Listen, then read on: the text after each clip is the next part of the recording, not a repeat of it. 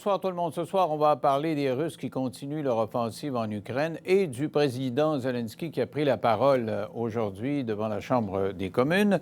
Nous allons parler avec une famille d'origine ukrainienne.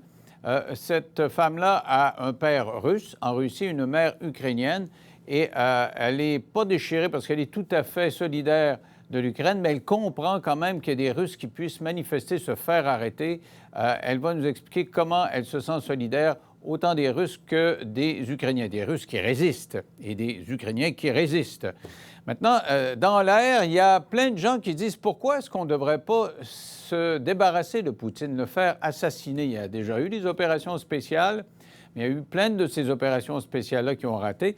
Quand même, il y a un homme d'affaires russe qui a mis $1 million sur la tête de Poutine. On va parler avec un spécialiste des affaires russes qui va nous dire que ce serait peut-être plus compliqué qu'on pense, même si c'est dans l'air. Et nous aurons le couple Caroline Saint-Hilaire et Maka Cotto, deux analystes politiques qui ont fait des carrières politiques. On s'attendrait à un livre politique. Pas du tout, c'est un livre sur la rénovation. Rénovation sans démolir son couple. Ça peut occasionner de la chicane, de la tension. Alors, on va parler de ça avec eux. Avant toute chose, donc, Frédéric Bérard et Gilles Proulx sur la question ukrainienne avec moi. Bonsoir à vous deux. Bonsoir. Vous avez sûrement vu le président Zelensky aujourd'hui qui s'adressait aux députés canadiens. Frédéric, là, comment t'as vu ça? Ben écoute, ça brise le cœur de voir cette espèce de sentiment d'impuissance, de voir cet appel à l'aide. Tu sais, c'est gentil, là. Justin est gentil, tout le monde est gentil. Mon ami, t'es bon, t'es champion de la démocratie. On applaudit, je comprends tout ça, mais qu'est-ce qu'on fait? On fait rien. Il se passe zéro, une balle. Le droit international... Tu voudrais faire quoi? Lui demande une zone d'exclusion d'avions sur le dessus du territoire. L'OTAN dit si on fait ça, Poutine va prendre ça comme un acte de guerre. Il va y avoir escalade. Es-tu prêt, toi, à ce qu'il y ait escalade avec on ne sait plus où on va s'arrêter après? Là? Je t'aurais peut-être pas dit ça, là, 3 semaines. Mais là, on peut très bien voir que Poutine ne va pas reculer tant et aussi longtemps qu'il n'a pas mis la main sur l'Ukraine en entier. Alors, la question, dans le fond, n'est pas sorcier. Est-ce qu'on laisse tomber l'Ukraine ou on ne laisse pas tomber l'Ukraine? Là, je comprends, envoyer de l'aide humanitaire, des armes, des ci, des ça, c'est le fun, c'est cute, des messages, des pensées, des prières, tout ce que tu veux. Mais reste que ce pays-là va se faire raser si la communauté internationale n'intervient pas rapidement. Donc, militairement? Ben oui, évidemment. OK. Alors là, tu as vraiment changé ton fusil d'épaule de pacifiste. Là, tu es vraiment interventionniste. Gilles. Ben oui, il a changé son fusil, effectivement. Mais que peut-on faire de plus? Le discours de Trudeau aujourd'hui, je l'ai trouvé prudemment modéré. Et ce n'est pas la première fois que le président, qui s'adresse à un Parlement ou à un autre, demain, ça va être les États-Unis, et il supplie à peu près tous les parlements de dire faire plus. Mais qu'est-ce qu'on peut faire plus quand on est au bord du précipice et si tu fais le pas de plus, bien, tu tombes dans le gouffre, puis le gouffre, c'est la guerre nucléaire. Mais Frédéric, il dit il est prêt à prendre ce risque-là, lui, pour éviter la destruction de l'Ukraine. Pas toi, Gilles? Bien, c'est un choix, bravo. Si Frédéric est apocalyptique à ce point-là, le félicite, il est très, très brave de chez lui, dans son salon du studio de TVA. C'est facile. Oui, mais... Et dans la réalité, c'est autre chose. La seule consolation que peut avoir ce président, je pense, c'est l'élargissement de la contestation dans les murs de la Russie. On en a eu des exemples avec toutes ces contestations qui s'élargissent de plus en plus. Ça prouve que les Russes d'aujourd'hui ressemblent en rien à ceux de l'époque de l'URSS. Il constate aussi que son armée n'est pas aussi, du moins l'infanterie, peut-être l'aviation, les sous-marins nucléaires, d'accord, mais son armée, son infanterie n'a pas l'efficacité, la rapidité de l'infanterie de l'époque des Soviétiques. OK, donc Gilles, toi, tu dis, non, pas d'intervention militaire. On continue à serrer la vis en termes de sanctions économiques en espérant que ça va ébranler Poutine. Mais Frédéric, je suis vraiment surpris que tu dises qu'il faut intervenir militairement parce que, comme dit Gilles, à partir du moment où on commence à augmenter la pression, il suffit d'une petite allumette là, et tout s'embrase. Tu sais, commencer la guerre, là. Une explosion. Ah, t'as fait exploser ça, ben moi, je vais te faire exploser ci, puis ça, puis c'est ça, l'escalade, là.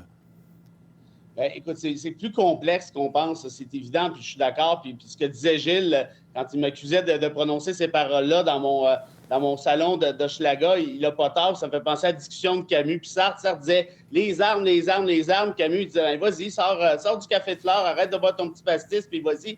Moi-même, je n'irai pas nécessairement, c'est pas ça l'idée. L'idée, c'est qu'actuellement, la guerre est déjà déclarée, messieurs. Là. L'Ukraine va se faire ramasser. C'est plus long qu'on pense, c'est beaucoup plus difficile pour Poutine qu'on pense, qui est une excellente nouvelle. Mais une fois que Poutine va avoir mis la main sur l'Ukraine, la Moldavie va y passer. On va regarder qu'est-ce qui va se passer avec la Pologne. Donc, la clé maintenant, à mon sens, c'est qu'est-ce que va faire la Chine. Je pense que oui, on a une crainte d'une menace nucléaire de la part de la Russie, c'est évident, mais reste à savoir qu'est-ce que la Chine fait. Si la Chine appuie la Russie, là, on est dans le trouble jusqu'aux oreilles. Mais actuellement, je pense qu'elle regarde le jeu avant de se positionner. Moi, je pense qu'elle s'organise pour devenir le temporisateur et même, d'un point de vue international, de se donner de la prestance. Mais en tout cas, ça, c'est un autre débat. Je vais revenir à ce que tu disais, parce que c'est fondamental. Gilles, là, on a un pacifiste qui nous dit que c'est intolérable ce qui se passe sur le terrain au point où il faut intervenir parce que de toute façon, et c'est l'argument de Zelensky, de toute façon, à partir du moment où il aura gagné en Ukraine, il va aller ailleurs. Les républiques baltes qui font partie de l'OTAN risquent d'y passer. Et si les républiques baltes sont confrontées, bien là, c'est l'OTAN qui va être confrontée. Alors, Zelensky dit c'est juste une question de temps. Vous êtes aussi bien de réagir tout de suite en sauvant l'Ukraine plutôt qu'attendre que les autres soient aussi dans la même situation que nous autres. Mais pour l'instant, il n'a pas touché un pays de l'OTAN. C'est sûr que son rêve, c'est de récupérer ce qui était dans l'orbite de l'URSS et de redonner à la Russie le poids qu'elle avait. Mais il n'a pas touché encore. Est-ce qu'il va le faire? Moi, j'en doute beaucoup. Je veux bien croire qu'il est fou, qu'il est cynique, qu'il est froid, qu'il est calculateur, mais il est calculateur à une mesure, à la limite de la mesure. Ouais. Et la mesure, c'est que je ne toucherai pas au pays de l'OTAN parce qu'il sait qu'il va avoir une fournaise de feu dans le visage.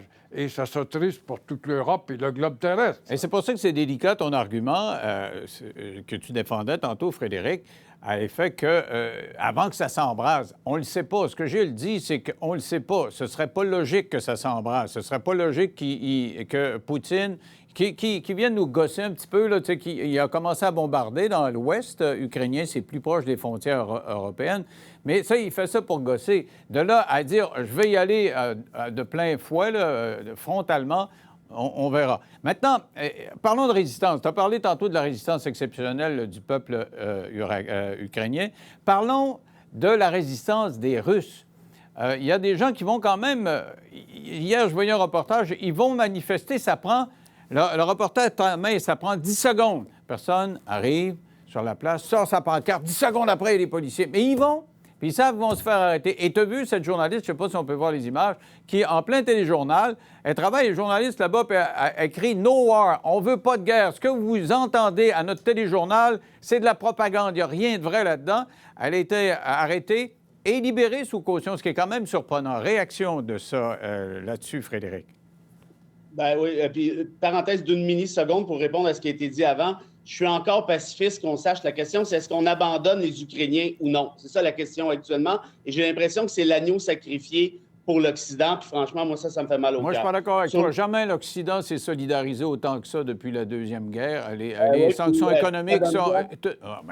c'est ça. Alors, toi, tu arrives donc... Dis-moi pas que c'est juste pour que tu veux qu'il fasse quelque chose. Tu veux faire la guerre. Tu veux aller en... C'est ça que tu veux. Je veux pas faire la guerre pour faire la guerre. Je veux faire la guerre pour sauver... Je te dis pas que tu veux faire la guerre. Je te dis que tu veux faire la guerre.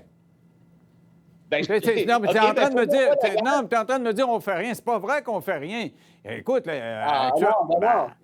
c'est les plus grandes sanctions économiques jamais prises. Dis pas... Mais c'est sûr qu'on n'a pas envoyé une bombe parce qu'on n'est pas encore dans l'OTAN. C'est pas encore le conflit OTAN puis Russie. Non, t'as raison. On a même banni les vodkas russes à SAQ. Depuis que c'est arrivé, ça, Poutine, il braille sa vie. Non, il braille dans son parc. Je n'ai pas compris que c'est plus que ça, les sanctions économiques, là. Oui, j'ai compris. Le prix de l'essence, puis en tout cas, on n'ira pas plus loin là-dessus, parce que ça ne nous avance pas bien. Même parle-moi de la journaliste libérée, là. Ça ne te surprend pas qu'elle soit libérée? Est-ce que ça... Non, mais il n'a pas ralenti. Tu reviens encore, tu es en train de me dire la seule façon de le ralentir, c'est mettre des bombes. Mais entre mettre des bombes puis ne rien faire. Il y a comme un milieu. Puis moi, ce que je te dis, le milieu, là, on est pas mal dans le top du milieu, c'est-à-dire qu'on a réagi pas mal plus fort que ce qu'on avait fait antérieurement. Bon, mais je veux que tu me parles, la journaliste. Ah oui? OK. Bien, écoute, ça me fait encore mal au cœur parce que on a souvent parlé de dictature ici au Canada, au Québec, depuis les mesures sanitaires. Tu vas voir, c'est quoi une vraie dictature? Là? C'est ce qui se passe en Russie actuellement. Ça, c'en est un exemple clair et net. Et pour attaquer la démocratie, on attaque la liberté de presse. Poutine a fait adopter des sanctions toutes récentes où il impose des sanctions pénales de 15 ans de prison pour quiconque propage la fausse information. Évidemment, qui décide si c'est de la fausse information ou pas, c'est lui, là, ça va de soi. Donc, cette dame-là, on m'a dit qu'elle allait recevoir une amende, apparemment. J'ai des forts doutes, moi, que c'est seulement ça qui va arriver.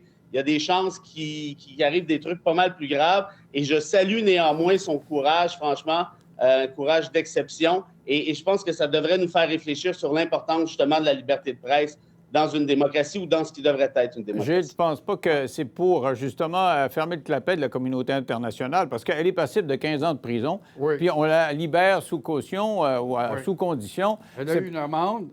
Mais c'est parce que probablement que les Russes savaient que la grandeur de la planète parle de cette madame-là. Voilà. C'est un peu malaisé de donner 15 ans de prison. C'est une belle fille habile, articulée, qui conteste un régime très lourd, très sévère et qui décroche une amende. Par rapport à hier, c'est déjà un progrès dans l'élargissement de la contestation dans le pays. Pourquoi? Parce que son geste a fait le tour du globe terrestre.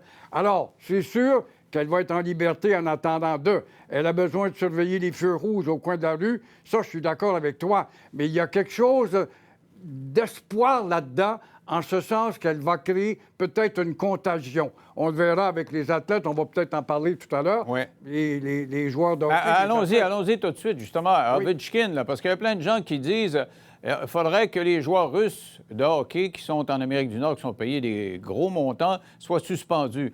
Particulièrement Ovechkin, parce qu'il a été un ami, on le voit à côté de Poutine. Il a participé à des campagnes électorales. Il a formé des groupes sportifs de militants pro-Poutine. Comment tu vois ça, Frédéric? Il faudrait le suspendre, ne pas le payer, l'empêcher de jouer ou... Je trouve ça vraiment délicat. Le cas d'Ovechkin est peut-être un peu particulier parce que, comme tu viens de le dire avec raison, il a créé un mouvement. Mais il y en a plusieurs là-dedans qui ont peur de Poutine. Ils ont peur de Poutine pour leur famille qui vit encore là-bas. Il y en a plusieurs des joueurs russes dans les nationales qui n'ont rien à voir avec Poutine. Il y en a qui l'ont dénoncé. Panarin, avec les Rangers, l'a dénoncé, lui. Oui, il y a des dissidents comme Panarin. Qu'est-ce qui est arrivé avec Panarin? C'est ramassé avec des fausses accusations. Peu de temps après, on n'y a pas tenté quelque chose. Il est obligé d'aller là-bas. En tout cas, bref. Et la sécurité de leur famille, je veux dire, évidemment que ces gens-là peuvent bien y penser à très, très juste titre. Et puis moi, je trouve ça, encore une fois, je suis désolé, je sais que ça nous ramène dans une rhétorique de guerre, mais je trouve ça désolant de s'attaquer à des gens qui, à ce que je sache, n'ont rien à voir là-dedans. Est-ce qu'on va condamner des joueurs professionnels ou autres, là, à chaque fois qu'ils appartiennent d'origine à un régime qui fait des saloperies à travers la planète? Parce qu'il y en a eu d'autres, je veux dire, c'est pas la première fois non plus. Donc, je trouve que de s'en prendre à eux, c'est d'isoler encore davantage Poutine, d'isoler encore davantage les Russes. Et franchement, ils n'ont pas besoin de ça. Gilles? Il faut se rappeler qu'il y a 1 an, 2 ans, Poutine était salué comme un des leaders du monde qui avait mis de l'ordre dans son pays et qui était le seul qui ne pliait pas, puis qui faisait preuve de grande discipline, puis qui avait un grand idéal de restaurer la réputation. Alors, à ce moment-là, moi-même, j'étais un admirateur de Poutine. On peut comprendre qu'un joueur de hockey, un musicien quelconque, un artiste, ait eu, à une époque comme nous, on peut avoir à une époque une admiration pour un parti politique. Ça veut, à l'usure du pouvoir, on peut s'apercevoir qu'il faut ajuster justement le commentaire. C'est un peu ce qui arrive. C'est drôle, cette question-là, Denis, que tu soulèves, est très difficile. Parce qu'ici, à TVA, j'ai interviewé ou j'ai demandé par curiosité à une dizaine de personnes. Il n'y en a pas une qui m'a dit, non, on n'a pas d'affaire à libérer les joueurs de hockey ou les joueurs de violon, les artistes, les ballets nationaux, etc. Mais par contre, d'autres disent que si on voit ces artistes-là se soulever, ça aurait comme conséquence d'ébranler davantage le pouvoir de Poutine. Mais ils ont Là, des familles. je reste- Le problème, c'est qu'ils ont des familles en Russie. Tu Voilà. peux être bien courageux, Voilà. mais ta maman, ton papa, tes grands-parents sont là. C'est Voilà. un peu plus délicat. N'empêche que moi, je dirais qu'on a fait ça pendant le deuxième conflit mondial. On a emprisonné les Japonais aussitôt que Pearl Harbor a éclaté. On a emprisonné des Allemands. Puis après ça, bien, ils sont excusés de l'avoir fait parce que c'était des citoyens, des simples citoyens. Actuellement, ce sont quand même des simples citoyens. Dans le cas de Ovechkin, ce qui est différent, c'est que c'était nécessairement un militant très proactif en ce qui concerne Poutine, mais il a dit « Je suis contre la guerre, j'espère qu'il va faire la paix ». Encore là, les Russes qui disent « Je suis contre la guerre », ils n'osent pas dire « Je suis contre Poutine ». Parce que c'est un autre niveau de déclaration. Ta famille est là-bas. Alors, juste dire « Je suis contre la guerre », là, c'est un acte quand même de contestation qui a l'air moins gros, mais qui est fondamental pour un Russe. Merci à vous deux d'avoir participé à cette excellente réflexion. Au retour, nous aurons une famille d'origine ukrainienne. Cette femme a un père russe et une mère ukrainienne. Et elle va nous dire comment ça se passe actuellement sur le terrain et si elle est inspirée par les actes de résistance des Ukrainiens en Ukraine et des Russes en Russie, dans 3 minutes, après la pause.